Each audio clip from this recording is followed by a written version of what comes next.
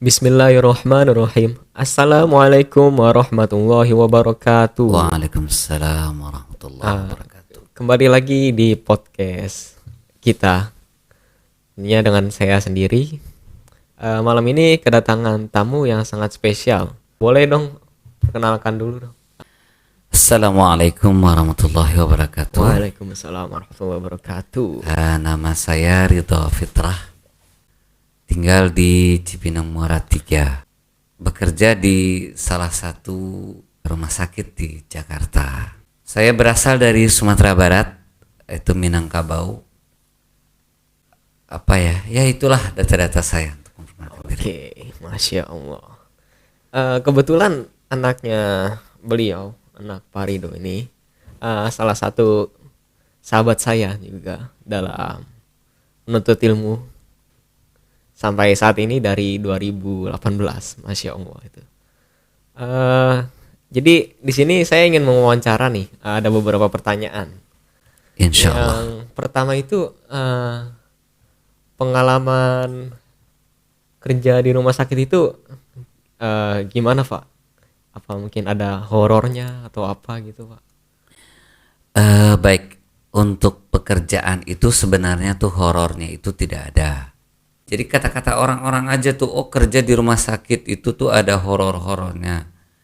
Itu sebenarnya tuh nggak nggak ada horor-horornya. Rumah sakit itu sebenarnya yang bikin horor itu adalah mereka sendiri gitu loh. Jadi bukan bukan bukan horor itu yang datang gitu loh. Mungkin kerja di rumah sakit itu banyak manfaatnya juga sih. Kita ketika ada orang yang meninggal, orang sakit, kita bisa melihat, bersyukur banget gitu. Kita bisa sehat gitu. Alhamdulillah gitu sehat. Nah, kemudian boleh diceritain dong Pak Rido, dari lahirnya kan tadi kan di Minangkabau tuh Pak. Ya, Ah, betul. Pindah ke sini itu dari kapan tuh Pak? Dari umur berapa? Kalau umur sih saya lupa ya. Pokoknya setelah saya tamat SMA Oh, tahun tahun 91 ya, 91 92 lah. Rencana saya tuh ke Jakarta itu tidak untuk bersekolah, hanya untuk libur ya, karena sudah tamat SMA itu saya tidak ada keinginan untuk sekolah lagi. Udahlah, cukup sampai SMA aja. Karena saya di sini mempunyai keterbatasan. Jadi dengan keterbatasan itu kadang-kadang timbul rasa udahlah, itu untuk apa lagi lah, yang penting sudah selesai SMA gitu kan.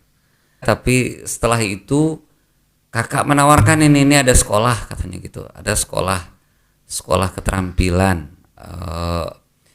Dia itu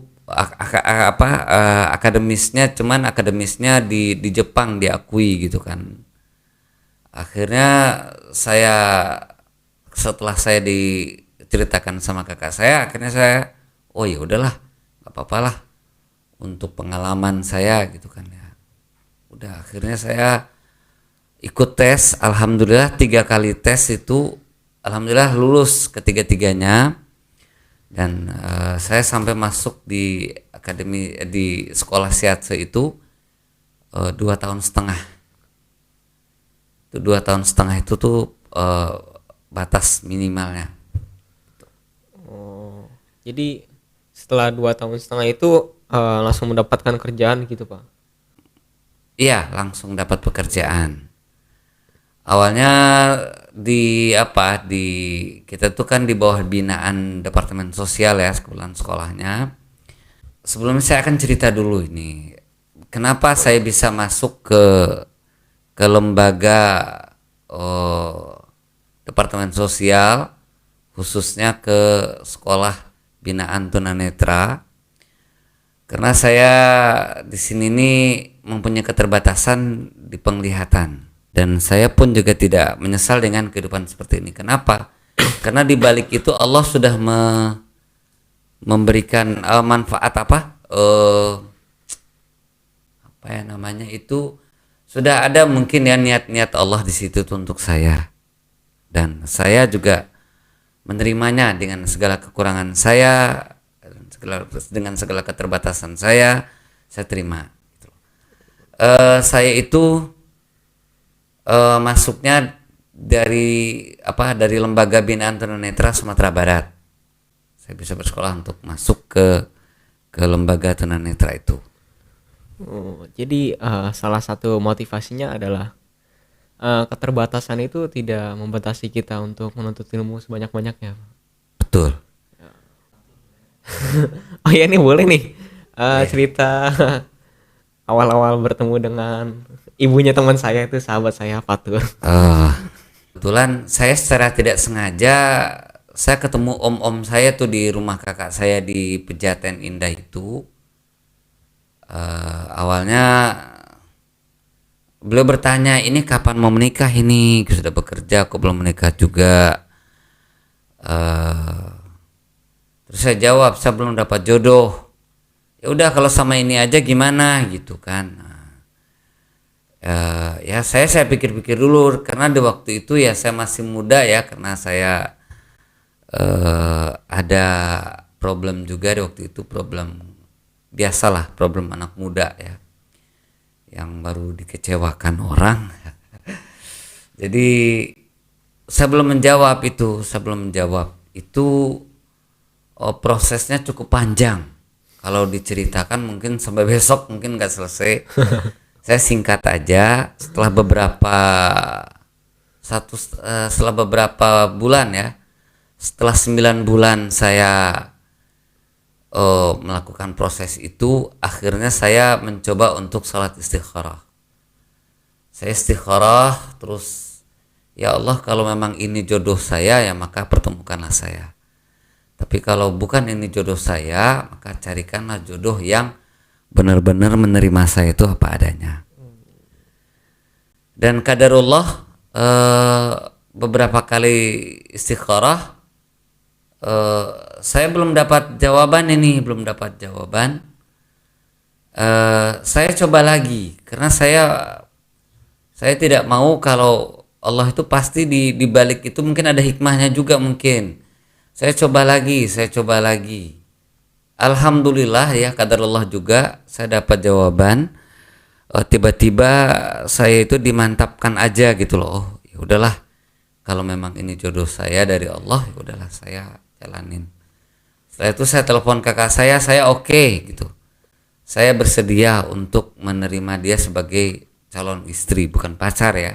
Karena bagi dalam Muslim itu kan nggak boleh pacaran. Tapi saya dulu sebelum itu ya, saya sempat juga sih ya, yang namanya anak muda ya, rasa suka, tapi bukan pacaran, itu berteman gitu.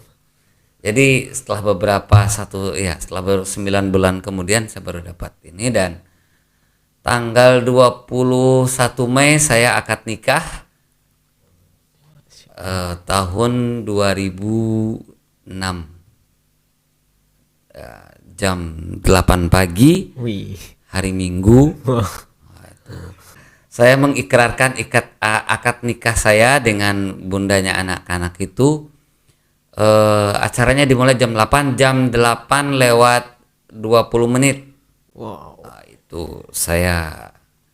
Itu masuk catatan saya. Dan saya resmi Diary. menjadi suami itu pada jam itu. Jadi luar biasa ya, mengembalikan semua apa yang kita bingungkan itu kepada Allah, karena rencana Allah itu maha indah ya. Ya betul.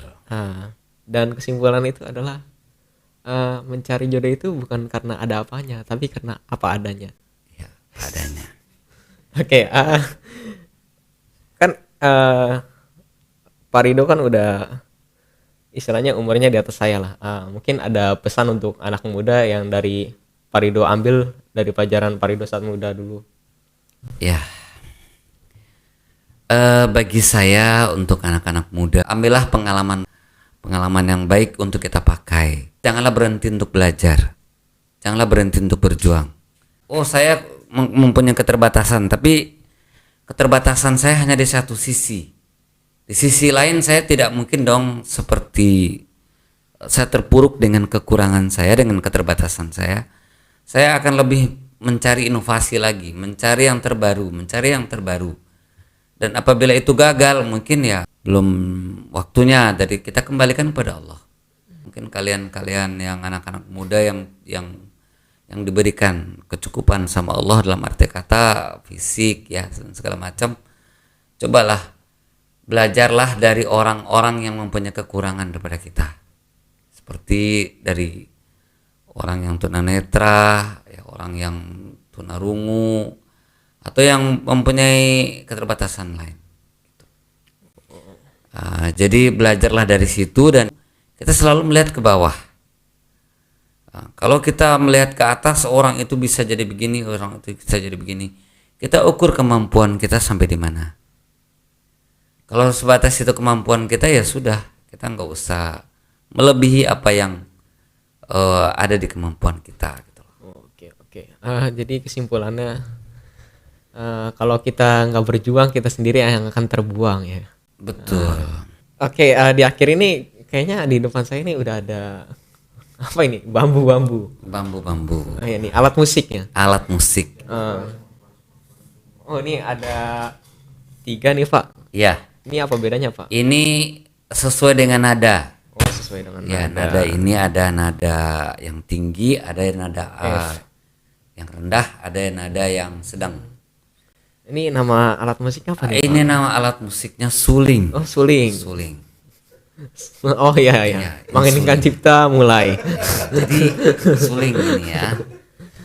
Kalau suling ini alat musik. Nah, jadi kebetulan saya tadi ketemu dengan salah seorang. Itu lagi ngapain, Pak? Ini saya lagi pegang suling nih gitu kan. Ya. Ayo udah ikut saya gitu. Kita bermain suling bersama gitu kan. Ya. Nah, jadi ya udahlah akhirnya saya bawalah alat musik ini. Boleh nih, Pak, dimainkan satu lagu mungkin dari daerahnya Bapak, daerah Minang mungkin. Oh, seperti itu. Oke Boleh, lah. Pak.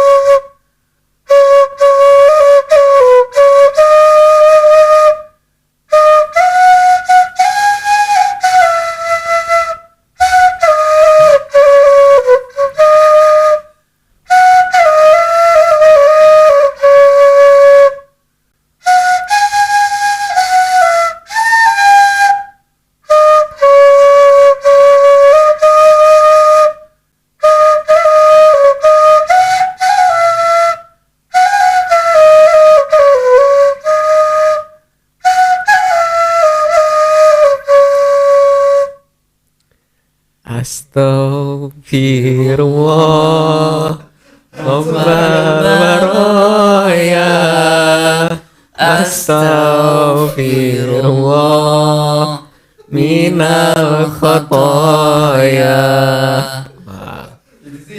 Ini berasa di persawahan ya, langsung ya.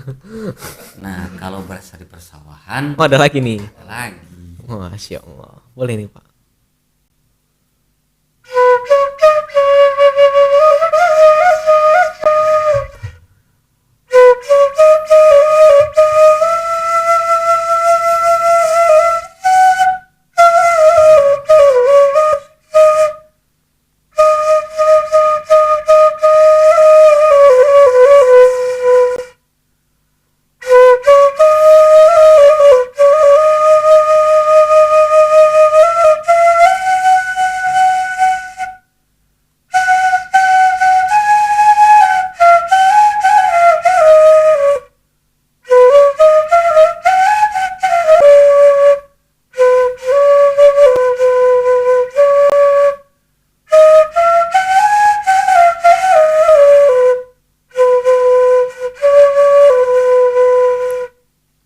Wah, enak banget ini. Wah.